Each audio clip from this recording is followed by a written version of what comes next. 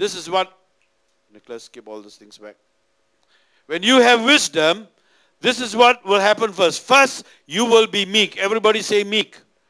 Come on, say meek. Come on, louder, louder, church. Again. Now, what is meek? What is meek? Meek is not humble. Huh? You can have false humility. You know what is false humility? What is false humility? This is false humility. You know, brother, okay, let's say I'm talking to mom. False humility is this. You know, I tell you honestly, I know that you have got sins, but I have also got sins, and I'm really not worthy to talk to you. That's false humility. False humility is when you put yourself lower than what God has put into you. But meekness is different. Do you know meekness? Sheep are so meek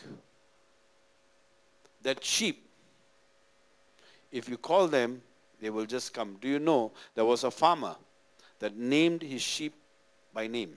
Okay? So a man who heard this decided to test this farmer and said to this farmer, are you sure the sheep, they are stupid? He said, no, the sheep are not stupid.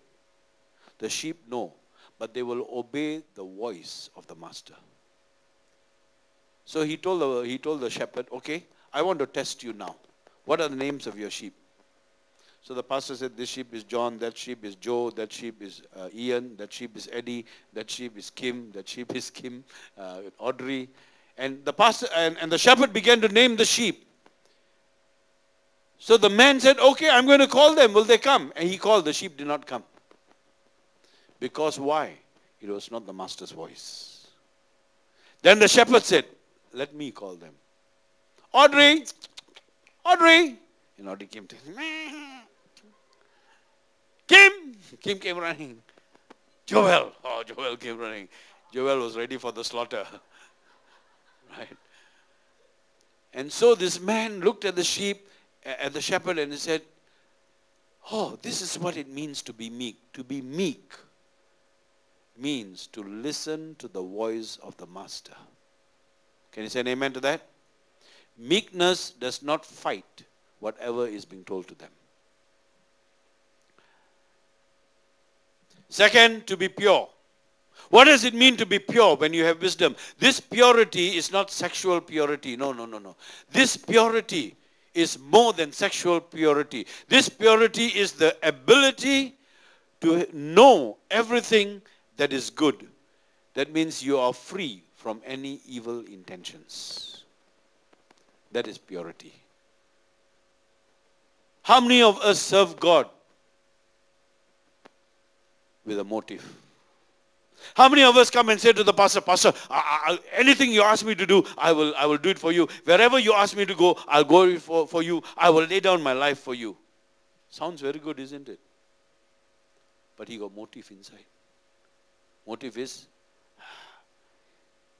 you will tell all the people what a good guy I am. That is motive.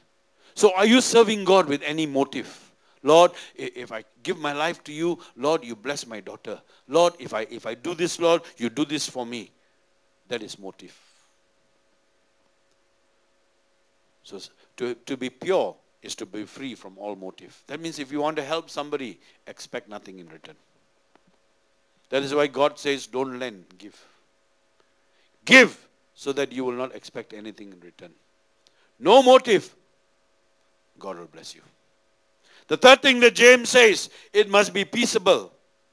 To be peaceable means not to have any negative, irritated feelings in you.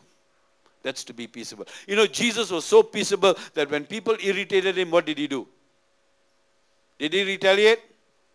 No. The only time he retaliated was when he chased them out from the temple that were doing business in the temple. Even when the crowd started to shout at him and say, crucify him! Pilate asked him, look, they are saying all this, your own people. Don't you want to do anything? You know what did Jesus tell Pilate? Look, Pilate, all I got to do is this. And everybody will be Kentucky Fried Chicken. I can call down the legions of angels and deal with these people. but I'm not going to do it because I am at peace to do the Father's will. The Father's will for me is to die. I am at peace with that. Let it be done as you have said it. That is why I tell you this. How many of you all want healing? Be at peace with your sickness. Be at peace with what God has said about your sickness and be at peace. Don't struggle. Don't fight. Don't say, God, well, Lord, look, God, why me? Come on, my Lord. I have served you so much. And you see, how many of you all heard that the Lutheran bishop got drowned and died? Right? It came out in the papers. He was in Peru for a conference of bishops and all these things. And after the conference, that's why never go anywhere if you're going for a spiritual conference. After the conference, he decided to go sightseeing, and he went to this huge lake in Peru. And suddenly there was a storm in the lake, and the boat capsized. 3 people died. And all 3 from Malaysia. Right? 3 people died. And that's it. So be at peace with whatever situation you're in. Tell God, God, if this is my situation, I believe you will heal me. I'm at peace. Whatever it is, I'm at peace. The fourth thing, gentle. Gentleness means not being rude or crude. No matter what people do to you, your response to them is firm but yet gentle. Do you know you can be firm and gentle? Right? Don't be crude, don't be rude. As a Christian, wisdom will tell you not to be crude and rude. Entreating. Entreating simply means easy to approach, easy to talk to. A person who is entreating will cooperate with you to bring the goodness out of you. He will not be your master. That means, entreating means, let's say if I come to John with a problem, right? Now, John has got the means, and let's say John has got money. And I come to John for some money. Now, John can deal with me 2 ways. John can use his money to put me down and say, look, Michael, you are really lazy. I tell you, it's high time for you. John can use his money as an authority against me. Or John can be an entreating person and say, look, okay, Michael, what's your problem? Okay, right, you need this. Now, look, I can do this for you, but you must also do this for yourself. And this is what I'll plan for you. That is called an entreating person. A person who is able to bring the best out of you. Not use what he has against you to put you down. Can you say an amen to that? That's why those of us who want to be pastors, you must be very entreating. Firm, but entreating. Our job is to see how we can bring people to their full potential. That's our job. It is not to rule and lord over them, no. And James says, not only will you be entreating, you will be merciful. What is being merciful? Now let me tell you this.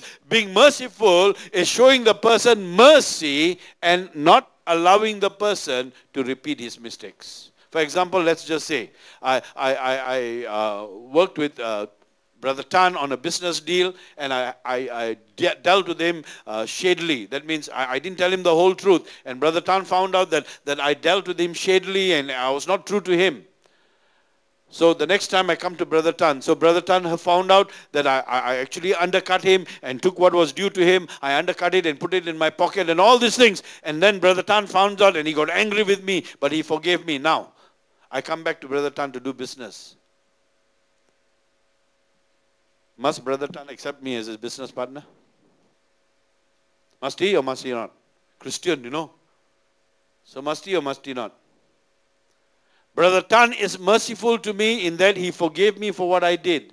But it is not his, it is his right whether he wants to continue to do business with me. Can you say an amen to that? Right? Jesus was merciful to Judas when Jesus told to Judas, go and do what you have to do. Do you know Jesus could strike Judas down? But Jesus did not strike Judas down because Jesus knew, in his mercy, Jesus knew that everything needed to be done according to the Father's will. And Jesus allowed Judas to go. Not only will you be merciful, you will also be fruitful. How many of us are fruitful? Are you fruitful, church?